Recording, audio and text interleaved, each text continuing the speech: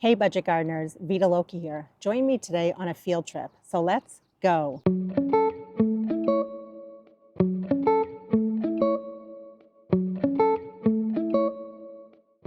As much as I love working in my own garden, there's one other place that I really enjoy working at. And it's basically in the area that I adopted a few years ago. It's about 30 minutes from my home, and it's in the same town that my husband grew up in. It's a space that's basically a roundabout or a rotary. I call it the circle. When it was created, it was dedicated to a few people that did a lot for the town. One person is my father-in-law. And for that reason, I really wanted to be involved once my kids went off to college. I wanted to do something for the community, and I thought, what better way to spend my time than working at the circle? I'll link any other videos in the description below that I've made having to do with the circle. But let's go ahead and let's check out what the circle looks like right now and what my plans are for it. On the south side, which gets the most amount of sun, there is a bunch of creeping phlox that has already gone by. And notice the large stones or boulders. Those were strategically placed because unfortunately tractor trailers end up hitting the curb, going over it, and crushing many of the plants as well as the irrigation. There are a lot of other summer blooming perennials tucked in towards the back of that section. On the west side of the circle, there are beautiful pieris, some daylilies, a few azaleas that are currently blooming, and creeping phlox that has died back because of trucks going over the curb. On the east side, there are some beautiful daylilies, as well as a beautiful baptisia or false indigo that I planted a few years ago. It was a seedling and it has gotten so big now. And here's a close-up shot at what the baptisia looks like right now. It's just about ready to burst in blooms. We've struggled with the north side for the last few years. There are some beautiful roses in there that have been cut back pretty hard. They don't look good, they're struggling. And we did have some horta mulch put down recently to improve the soil. There are also a ton of ilex winterberries that honestly are very aggressive. They end up sending a lot of runners all over the place. So we have pulled out a bunch, we've cut back a bunch, just to try to get control of that area. On this north side, I feel like it's very shady, so we're going to be changing things up this year, and it's going to be an experiment. Because we usually plant flowers such as marigolds as well as petunias on this side of the circle. The first thing I wanted to tackle was digging up a whole bunch of hosta. These were generous donations from someone in the community, and since there isn't a ton of shade in the circle, I basically just plunked them in different areas of the circle. They're kind of in the way though, because this is where I want to plant a whole bunch of the petunias. This is the south side that gets a lot of sun. There are a lot of roots that I had to work around. I also had to be very careful when I dug because we have 3 lines of irrigation on this side of the circle. You'll notice there is a lot of traffic at the circle, which is why I'm doing a voiceover.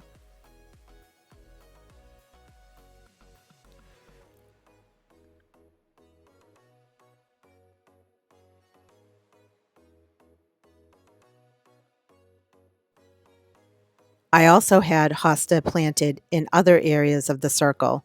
So I'm just taking my time. I'm digging all the hosta out because I had a plan on where I wanted to plant all of these hosta plants.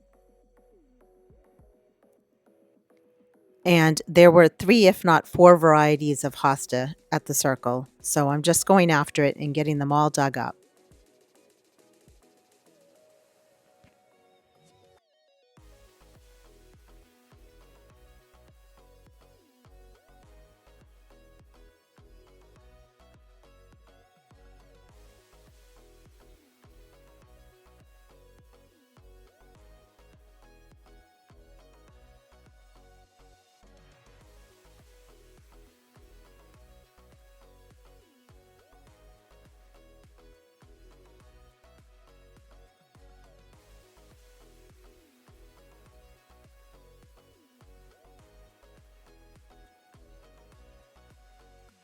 For annuals, I'll be using proven winter plants since they're such high quality.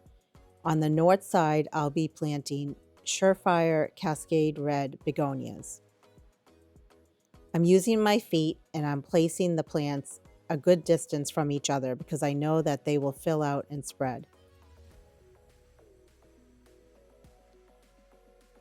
And I figure I will wait a week or two. I'll see how they do. And if I want to come back in with any other annuals that I've started from seed, I can always supplement and add those in there.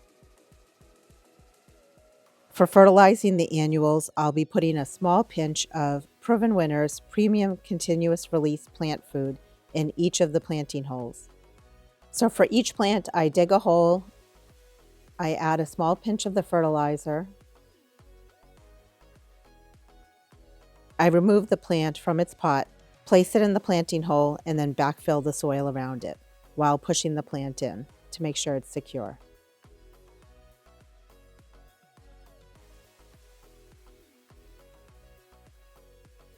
It was actually a beautiful, cool day, and we were working very hard to get the plants in because the Memorial Day parade was the next day, and the parade goes right through the center of town and passes the circle.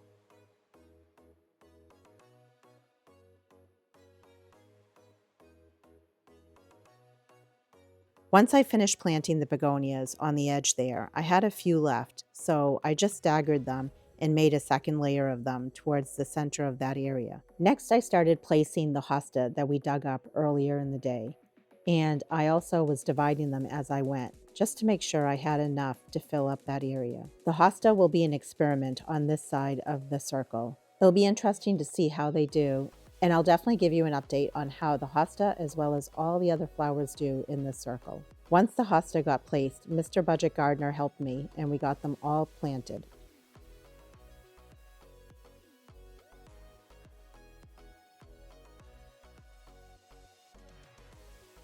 And now it's time to plant annuals on the south side of the circle. We are packing it with Proven Winners Supertunia Vista Bubblegum, Supertunia Bordeaux, and Supertunia Hoopla Vivid Orchid. Again, I used my feet to space them out, and we just did a pattern of alternating all three of the Supertunias.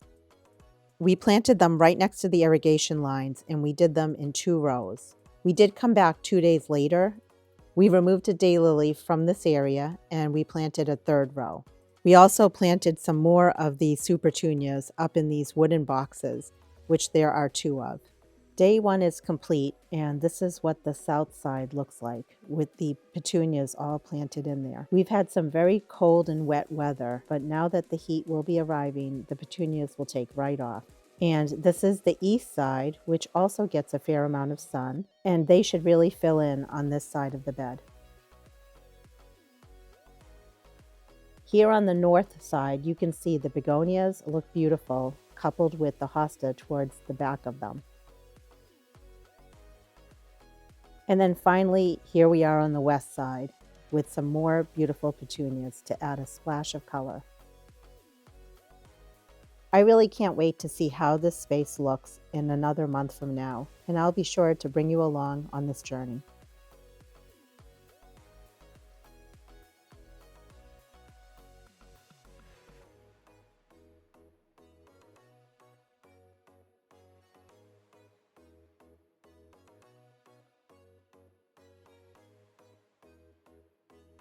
I really hope you enjoyed this video. I'll definitely be giving you updates as the circle progresses and any other changes that I make to it.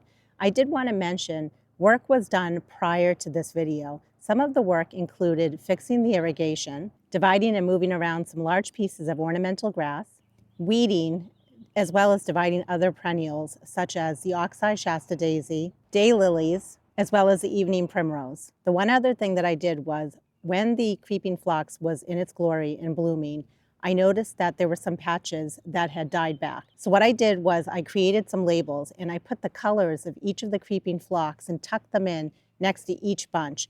That way, whenever I have time, probably in the fall, I can go in there, I can divide the creeping phlox and I can move it to other areas of the circle. My ultimate goal for the circle is to have creeping phlox on all sides of the circle. I think it would look so beautiful. Another thing that I did that day that I didn't show in my video when we were planting the petunias was taking some of the daffodils that are in there, digging them up, dividing them, and moving them more towards the front of the bed because I noticed that they were a little hidden this year. Let me know if you have any questions or comments. As always, I love hearing from you. If you like this kind of video, please hit the like button. And until the next video, make it a great day with gardening.